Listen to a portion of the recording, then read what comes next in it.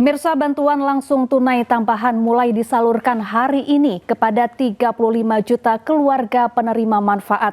Setiap penerima langsung mendapatkan BLT untuk 3 bulan sekaligus, yakni Rp900.000.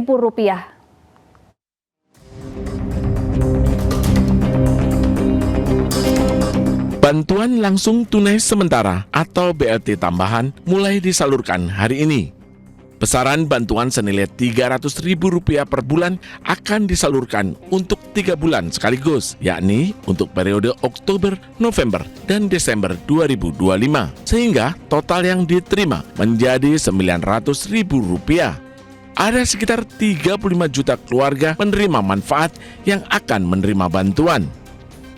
Dalam 3 bulan ini, Oktober, November, Desember, akan ada tambahan bantuan langsung tunai kepada masyarakat yang berada di desil 1 sampai 4. Itu jumlahnya 35 juta, 40 ribu penerima manfaat, keluarga penerima manfaat, yang artinya itu mencakup di 140 juta jiwa. Jadi intinya adalah 3 bulan itu mereka berhak masing-masing sebulan mendapat Rp300.000. Nanti mulai hari Senin minggu depan dapat diambil. Berarti sekali ambil langsung dapat Rp900.000. Bisa diambil di rekening bank yang sudah ditentukan. Kemudian juga kantor pos. Untuk apa? Untuk kita memberi bantuan kepada masyarakat yang membutuhkan tadi, sehingga di akhir tahun ini ataupun di masa sekolah ini ataupun di dalam kehidupan mereka tentu dapat digunakan untuk membantu. Sebelumnya, pemerintah meluncurkan bantuan ekonomi yang terdiri dari bantuan langsung tunai dan perluasan program magang nasional. Tahun ini, pemerintah menambah BLT dengan anggaran sebesar Rp30 triliun. Jumlah keluarga penerima manfaat juga bertambah, kini menjadi sebanyak 35,46 juta keluarga. Selain menambah jumlah penerima BLT, pemerintah juga menambah kuota program magang nasional. Pada tahap 1 yang dimulai bulan Oktober ini, terdapat 20.000 peserta. Kemudian di bulan November, pemerintah kembali membuka kuota bagi 80.000 lulusan baru. Untuk bantuan langsung tunai disalurkan melalui Bank Himbara dan PT Pos Indonesia. BLT bertujuan untuk meningkatkan daya beli masyarakat. Tim Liputan iNews melaporkan. Pemirsa, di 1 tahun pemerintahannya, Presiden Prabowo hari ini menyaksikan penyerahan uang sitaan korupsi CPO senilai Rp13 triliun. Penyerahan dilakukan di Gedung Kejaksaan Agung Jakarta. Selain Presiden Prabowo, Menteri Keuangan Purbaya Yudi Sadewa juga hadir dalam acara ini. Uang pengganti senilai Rp13 triliun ini diserahkan ke Menteri Keuangan untuk dimasukkan ke dalam kas negara. Dalam kesempatan ini, Presiden Prabowo menyindir masih ada penegak hukum yang nakal.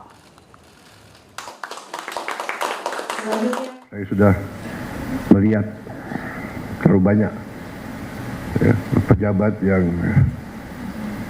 lengah atau lemah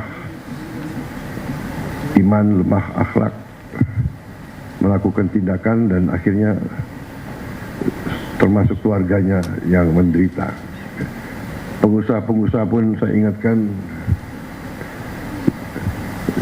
dunia semakin sempit, bumi semakin kecil oleh teknologi dan peradaban, sehingga kalau saudara menganggap kalau mereka, para pengusaha-pengusaha serakah itu, menganggap bisa menipu terus-menerus bangsa sebesar Indonesia, saya kira itu kita akan buktikan bahwa kita masih eksis, masih kuat, dan kita bertekad untuk menegakkan kedaulatan kita demi rakyat kita. Pemirsa, 1 tahun pemerintahannya, Presiden Prabowo Subianto mengimbau anggota Kabinet Merah Putih agar bekerja dengan benar. Ia tidak segan untuk mengganti jika peringatannya tidak diindahkan. Prabowo Subianto menghadiri sidang Senat pengukuhan mahasiswa baru sekaligus wisuda sarjana di UKRI Bandung, Jawa Barat. Dalam kesempatan ini, ia mengapresiasi jajaran kabinetnya yang bekerja dengan sungguh-sungguh dan jujur. Namun Presiden ke-8 RI ini menegaskan akan menindak para menteri yang masih nakal. Prabowo juga menegaskan tidak akan takut dengan ancaman pihak yang tidak senang dirinya menindak para koruptor. Boleh tanya menteri-menteri dan anak buah saya, kadang-kadang mereka minta, kami punya anggaran ini Pak, berapa kau butuh?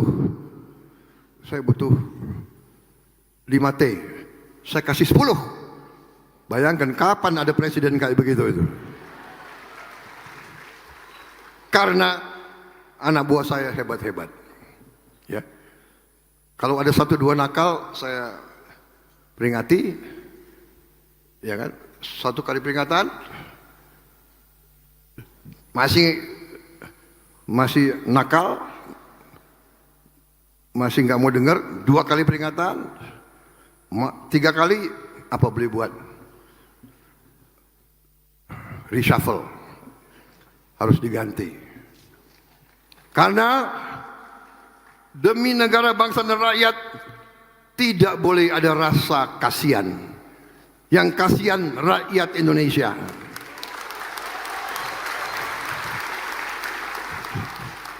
Saya nggak apa-apa dibenci, asal rakyat saya tidak benci saya. Kalau saya dibenci oleh maling-maling, koruptor, manipulator, penipu-penipu yang serakah, nggak apa-apa, nggak ada urusan. Saya dikasih peringatan, Pak, hati-hati loh Pak, mereka uangnya banyak, mereka bisa bayar demo, nggak ada urusan. Yang penting rakyat Indonesia mendukung saya tidak ragu-ragu. Saya tidak ragu-ragu, saya akan hadapi koruptor-koruptor dan maling-maling, saya hadapi bersama saudara-saudara. Saya yakin rakyat Indonesia di belakang saya percaya itu.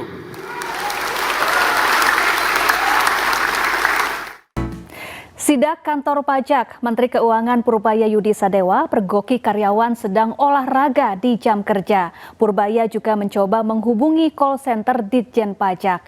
Dan pemirsa, informasi ini sekaligus menutup Pemimpin Rakyat hari ini. Temukan informasi terbaru lainnya di www.inews.id. Dan cuplikan tayangan berita iNews dapat Anda saksikan di kanal YouTube @officialinews. Selanjutnya Anda bisa menyaksikan breaking news bersama rekan saya Arlis Hadi. Saya Syafaati Suryo dan kerabat kerja yang bertugas pamit undur diri. Pemimpin rakyat, pemimpin beraksi, rakyat awasi. Sampai jumpa.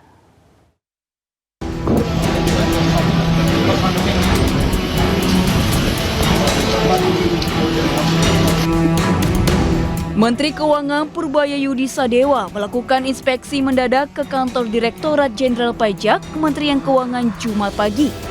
Kedatangannya tanpa banyak pengawalan mengejutkan para pegawai.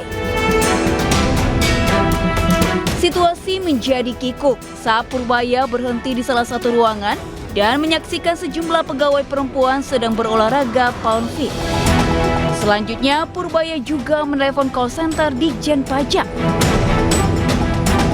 Ini dengan Bapak siapa saya berbicara? Bapak Purbaya, Mbak. Bapak Purbaya. Bapak Purbaya ada yang terbantu. Belakangan, Purbaya memang kerap mengecek langsung kegiatan para pegawainya. Ia bahkan mengancam akan memecat pegawai yang ketahuan nongkrong di jam kerja.